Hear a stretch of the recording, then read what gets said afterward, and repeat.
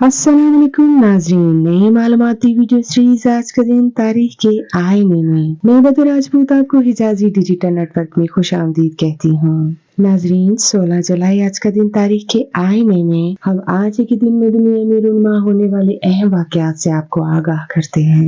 नाज़रीन 622 में मोहम्मद सल्लल्लाहु अलैहि वसल्लम ने मक्का से मदीना की तरफ हिजरत शुरू की और इसी तारीख से हिजरी तकवीम का आगाज होता है। 2001 को चीन और रूस के माबैन बाहमी दोस्ती के माहिदे पर दस्तखत हुए। 1979 में इराकी सदर जनरल अहमद हसन अल-बकर ने इस्तीफा दिया और सद्दाम हुसैन बरसरे इक़्तिदार आए। 1967 में गुल यास्मीन चंदेली को पाकिस्तान का कौमी फूल करार दिया गया। 1951 को लियाकत अली खान ने कराची में रेडियो पाकिस्तान के नए ब्रॉडकास्टिंग हाउस का इफ्तिताह किया। 1947 को कानून आजादी हिंद पास हुआ।